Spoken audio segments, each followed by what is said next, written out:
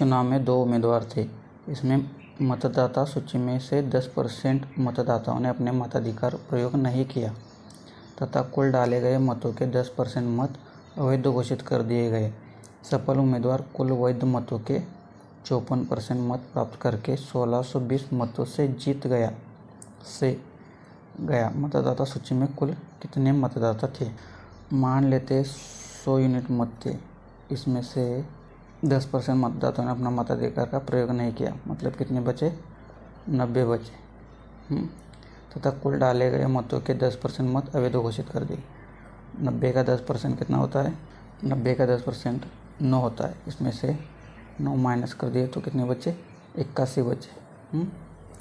81 बचे कर दिया। सफल उम्मीदवार ने कुल वैध मतों के 54%, इसका 54% उसने प्राप्त किया और 16 से 20 मतों से जीत गया।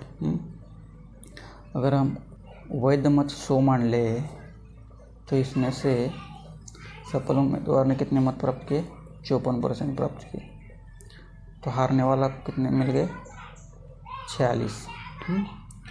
इन दोनों का डिफरेंस कितना है? 8%। लेकिन हमें कितने बताए? 1620 मतों से जीत गया।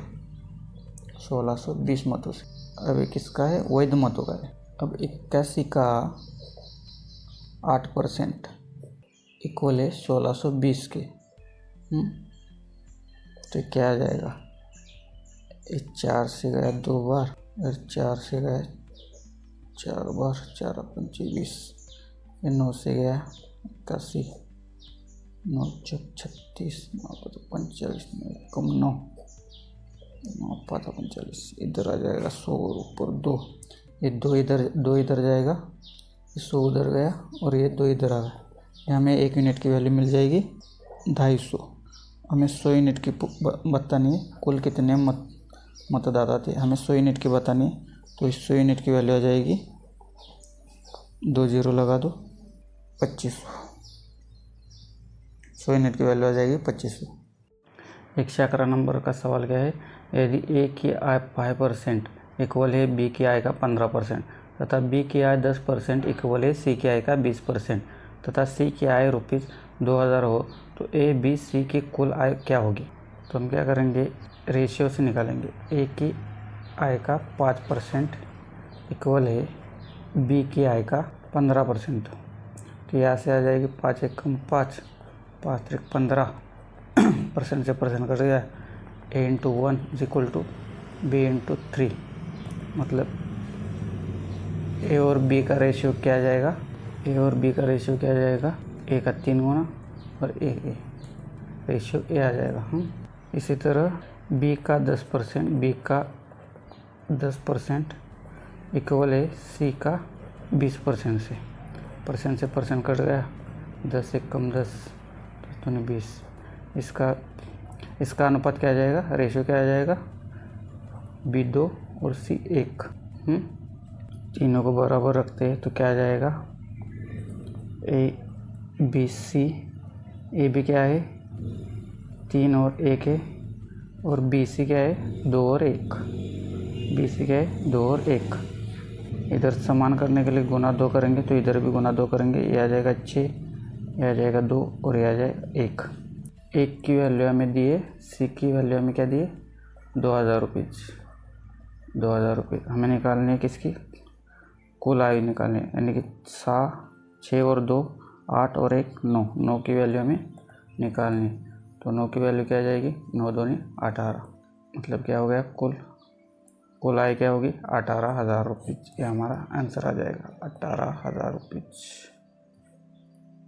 115 नंबर का सवाल क्या है? चाय के मूल्य में 20% वृद्धि होने पर एक व्यक्ति इसकी खपत में 20% कम कर देता है। चाय के पर होने वाले व्यय मतलब खर्चा, वो कितने प्रतिशत कमी करता है? तो जैसा कि हमें पता है, जब भी एक ही नंबर से वृद्धि हो और उसी नंबर से कमी हो तो ओवरऑल कमी ही होती है। तो हमें क्या करना होता है? प्रतिशत निकालने के लिए उस संख्या का स्क्वायर लेना होता है, और उस संख्या का स्क्वायर लेना होता है, 20 का स्क्वायर लेना होता है और उसे 100 से डिवाइडेड करना होता है, तो हमारा परसेंटेज आ जाएगा। तो 20 का स्क्वायर कितना होता है? बे दूनी 4 और डबल 0 400 और 100 से गुना करेंगे तो हमारा आंसर आ जाएगा 4%। इसे ऐसे भी कर सकते हैं। दूसरा तरीका क्या है, 20% का फ्रैक्शन होता है, 20% का फ्रैक्शन होता है 1/5। पहले क्या हो गई, 5 से 6 हो गए। एक व्यक्ति उसके खपत में 20% कमी करता है। दूसरी बार क्या हो गया, 5 से 4 हो गया, उसने कमी कर दी, पाता 25 संचुक 24, उसने कमी कितनी कर दी, 1 कमी कर दी, किस पर, 25 पर। तो 100 से प्रतिशत के लिए 100 से गुना करेंगे, 25 चौक 100, हमारा आंसर आ जाएगा 4%।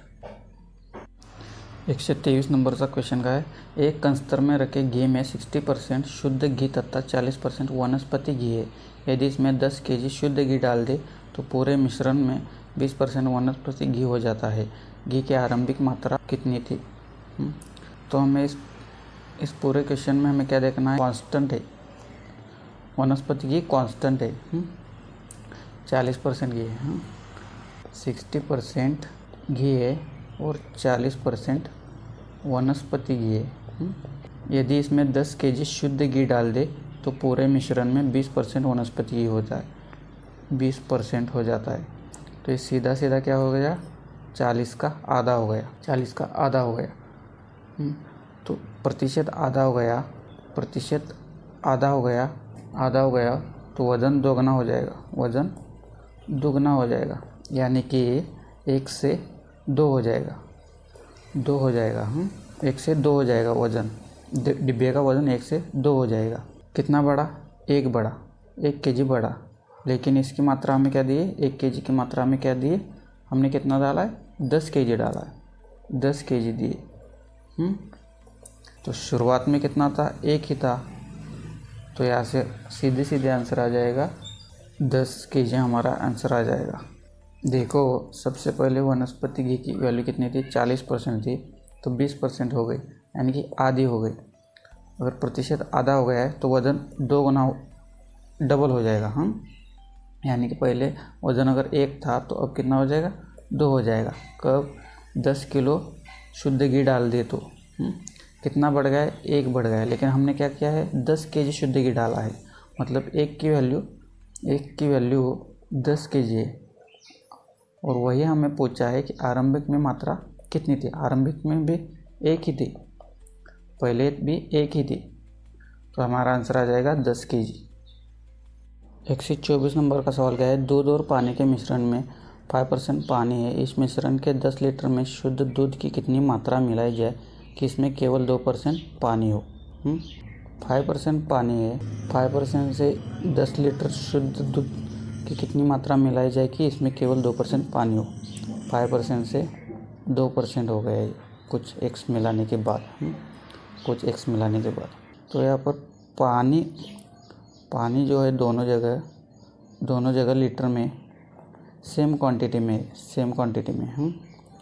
कांस्टेंट है, सेम क्वांटिटी में। तो मिश्रण का अनुपात क्या हो जाएगा, मिश्रण का अनुपात क्या हो जाएगा, कुल मिश्रण का अनुपात क्या हो जाएगा, प्रतिशत का ठीक उल्टा हो जाएगा, प्रतिशत का ठीक उल्टा हो जाएगा।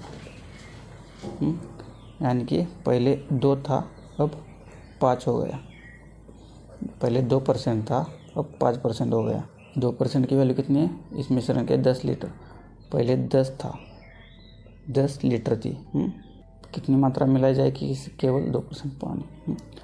2 से कितनी बढ़ गई, 5 बढ़ गई, यानी कितनी बढ़ गई, 3% बढ़ गई। में 3%, 2% की वैल्यू अगर 10 है तो हमें निकालनी कितनी है, 3 की निकालनी। जिसकी दी है उसे नीचे लिखेंगे और जिसकी निकालनी है उसे गुना करेंगे, तो ये कट गया 5 बार और ये आ जाएगा 3 बार, यानी कि 15 लीटर हमारा आंसर आ जाएगा। इसी सवाल को एलिगेशन से देखते हैं। सबसे पहले 5% पानी, आरंभिक मिश्रण हमारा क्या है, 5% पानी है। आरंभिक हमारा 5% पानी है। मिला गया दूध जो है उसमें शुद्ध दूध है, वो शुद्ध दूध की कितनी मात्रा, शुद्ध दूध मतलब उसमें पानी कितना है, 0 है।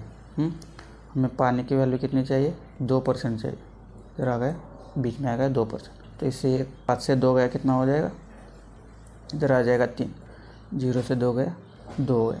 मतलब आरंभिक 2 था और मिलाने के बाद 3 हो गया। अनुपात क्या आ जाएगा हमारा 2 और 3 आ जाएगा। लेकिन हमें पहले कितना दिया है 10 लीटर दिया है, 2 की वैल्यू 10 लीटर दी है। हमें निकालनी कितनी मात्रा मिलाई जाएगी, इसमें केवल 2% पानी। हमें निकालनी 3 की वैल्यू निकालनी, तो 3 की वैल्यू निकालनी, 2 की वैल्यू 10 लीटर दी है, तो 1 की वैल्यू क्या हो जाएगी 5 लीटर हो जाएगी, 5 लीटर हो जाएगी। तो 3 की वैल्यू क्या हो जाएगी 5 त्रिक 15 लीटर। यही हमारा आंसर आ जाएगा।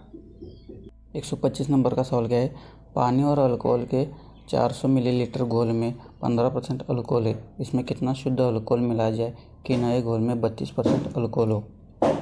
पहले कांस्टेंट मेथड से देखते हैं। पानी और अल्कोहल में क्या चेंज, पानी कांस्टेंट है। 400 मिलीलीटर का घोल है, इसमें 15% अल्कोहल है, मतलब पानी कितना है 15% अल्कोहल है, मतलब पानी कितना है 85% है।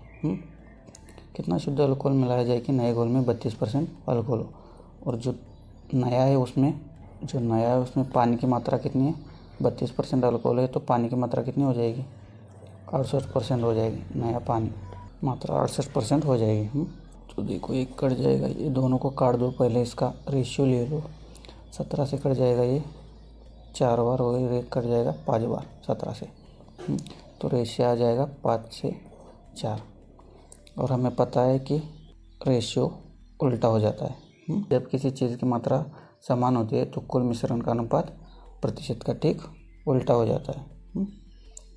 मतलब कि पहले 4 था अब 5 हो गया, कितना बढ़ गया 1 बढ़ गया। तो हम पहले की मात्रा दी है, इसकी मात्रा दी है हमें 400 मिलीलीटर। हमें जो ऐड किया है, कितना ऐड किया है, शुद्ध अल्कोहल मिला है, उसकी मात्रा निकालनी, 1 की निकालनी है। तो हमें दी है 4 की, 1 की निकालनी है, तो कितना आ जाएगा ये 100 आ जाएगा। हमारा आंसर आ जाएगा 100 मिलीलीटर। और इसी प्रश्न को एलिगेशन मेथड से देखते हैं। एलिगेशन मेथड से अल्कोहल की मात्रा कितनी है, 15% है स्टार्टिंग में। इसमें कितना शुद्ध अल्कोहल मिला रहे हैं, शुद्ध अल्कोहल की मात्रा क्या होगी 100% शुद्ध है। हमें चाहिए कितना 32 बीच में आ जाएगा, 32% बीच में आ जाएगा। तो इसमें से काट कर लिखो, 100 में से 32 गया कितना आ जाएगा 60 और 68 आ जाएगा। 32 में से 15 गया कितना आ जाएगा, ये 17 आ जाएगा। तो इस 17 से काट दो, 17 एक कम, 17 चौक 68, तो रेशियो आ गया 1/4, 4:1 रेशियो आ जाएगा हमारा। तो हमें पहले की मात्रा दी है 4 की मात्रा दी है हमें 400, हमें 1 की निकालनी तो आ जाएगी 100। हमारा आंसर आ जाएगा 100 ml। 127 नंबर का क्वेश्चन क्या है, 30 किलोग्राम नमक और पानी के 2% घोल में कितने किलोग्राम शुद्ध नमक मिलाया जाए कि यह नमक का 10% घोल बन जाए। हम बाहर से शुद्ध नमक मिला रहे हैं, इसलिए हम नमक के परसेंटेज पर वैल्यू सेट करते हैं एलिगेशन की। तो हमें 2% पहले दिया है, मिला रहे हैं 100%, 100% शुद्ध नमक मिला रहे हैं हम। हमें चाहिए क्या, दोनों को मिलाने के बाद 10% का घोल चाहिए, 10% का घोल चाहिए हमें। तो क्या आ जाएगा, ये 10 से 90 आ जाएगा और ये 8 आ जाएगा। इसे काटेंगे तो ये 45 आ जाएगा और ये 4 आ जाएगा। रेशियो क्या हमें मिला 45 और 4। पहले कितना था 30 kg, 45 की वैल्यू हमें 30 kg दी है। हमें निकालने 4 की, कितना मिला जाए, तो जिसकी दी है उसे नीचे लिखेंगे और जिसकी निकालने उसे गुना करेंगे। 45 से काटेंगे तो कितना आ जाएगा, ये 45 से काटेंगे तो ये 5 9 45, 3 से काटेंगे तो ये 2 बार जाएगा, ये 3 बार जाएगा, 4 दूनी 8, 8/3, यानी कि क्या आ जाएगा 3 दूनी 6, 3 दूनी 6 बचा 2, 2/3। इसका ये आंसर आ जाएगा। 131 नंबर का सवाल क्या है, यदि y का x% 100 है तथा y का z% 200 है, तब z बराबर क्या आ जाएगा। दोनों जगह y है, इसलिए हम क्या करेंगे, पहला इक्वेशन है y का x% बराबर है 100 का, और दूसरा इक्वेशन है y का z% बराबर है 200 का। तो दोनों जगह y है, कॉमन है, तो हम क्या करेंगे, इसे सीधा सीधा भाग दे देंगे।